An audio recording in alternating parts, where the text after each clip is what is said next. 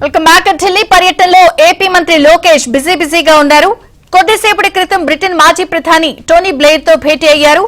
Tony Blair foundation ద్వారా AP అభివృద్ధికి సహకరించాలని విజ్ఞప్తి చేశారు.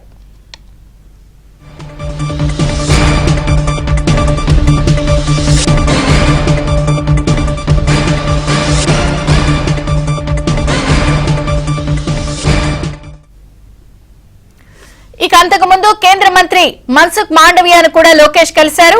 అమరావతిలో అంతర్జాతీయ ప్రమాణాలతో నిర్మించే స్పోర్ట్స్ సిటీ నిర్మాణానికి సహకారం అందించాలని కోరారు. అమరావతిలో రాజధాని నిర్మాణ పనులు శరవేగంగా కొనసాగుతున్నాయని మాండవియకు తెలిపారు లోకేష్. అక్కడ స్పోర్ట్స్ సిటీ నిర్మాణానికి చేయూతనివ్వాలన్నారు. ఖేలో ఇండియా పథకంలో క్రీడా మౌలిక సదుపాయాల కల్పనలో భాగంగా 39 ప్రాజెక్టులకు సంబంధించి 341 కోట్లతో ఏపీ ప్రభుత్వం సమర్పించిన ప్రతిపాదనలకు త్వరితగతిన ఆమోదం తెలపాలని విజ్ఞప్తి చేశారు. తిరుపతిలో sports authority of India regional centre ఏర్పాటు చేయాలని, ఏపీలోని 26 జిల్లాల్లో జిల్లా స్థాయి ఖేలో ఇండియా సెంటర్లను నెలకొల్పాలని మాండవియను కోరారు. ఇక మొత్తానికి వరుస భేటీల్ని కేంద్ర మంత్రులతో అటు ముఖ్యమైన వారందరితో కూడా లోకేష్ కొనసాగిస్తున్నారు. అలాగే ప్రతిపాదనలను ఆమోదం తెలపాలని కూడా వివిధ ప్రతిపాదనలని రిక్వెస్ట్ చేస్తున్నారు. ఢిల్లీ నుంచి కృష్ణ మరిన్ని వివరాలు అందిస్తారు. కృష్ణ.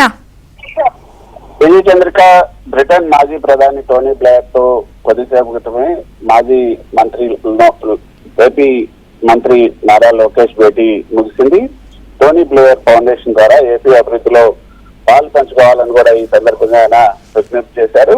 అయితే అంతకన్నా ముందు ఈ రోజు ఉదయం 8:30 గంటలకు కేంద్ర క్రీడా శాఖ మంత్రి మన్సుఖ్ మాండవియాతో ఆయన భేటీ అయ్యారు.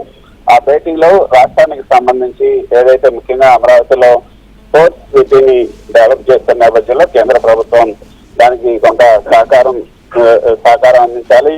స్పోర్ట్స్ సిటీ నిర్మాణానికి మొత్తంగా కేంద్ర ప్రభుత్వం ఇచ్చే ఫండ్స్ కొంత దోహదపడతాయి అంటూ ఆయన విజ్ఞప్తి చేశారు.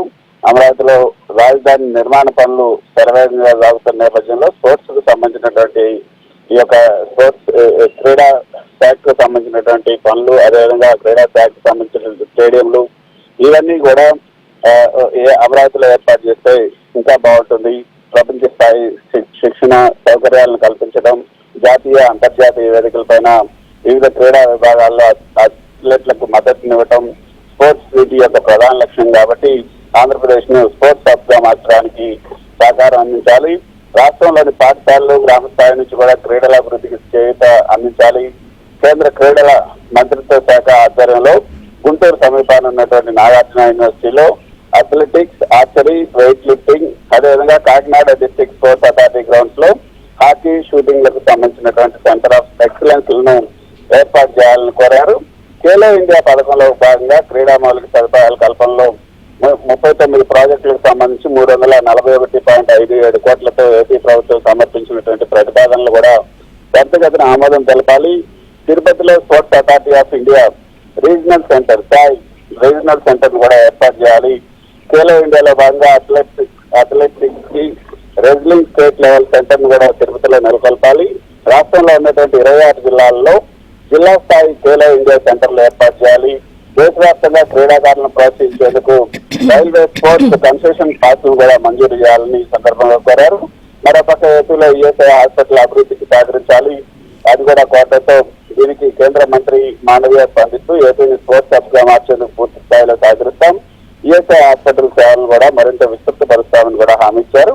ఆ తర్వాత యోగలం పాదయాత్ర పైన రూపొందించినటువంటి పుస్తకాన్ని నారా లోకేష్ కేంద్ర మంత్రి మన్సుఖ్ మాండవియాకి అందజేశారు. దీంతో పాటు బ్రిటన్ మాజీ ప్రధాని టోనీ బ్లెయిర్ తో జరిగినటువంటి భేటీ కూడా చాలా ముఖ్యమైనదనే చెప్పొచ్చు. ఈ చంద్రిక, టోనీ బ్లెయిర్ ఫౌండేషన్ ద్వారా వివిధ సామాజిక సేవలను అందిస్తూ ఉన్నారు. సో అందులో భాగంగా స్కిల్ యూనివర్సిటీ, అదేవిధంగా నైపుణ్య శిక్షణకు సంబంధించి కూడా టోనీ బ్లెయిర్ ఫౌండేషన్ కృషి చేస్తుంది. అందులో భాగంగా ఏపీలో కూడా తమ వంతు సహకారాన్ని అందించాలని కూడా టోనీ బ్లెయిర్ ను నారా లోకేష్ కోరడం జరిగింది. ఈ చంద్రిక. Thank you Krishna.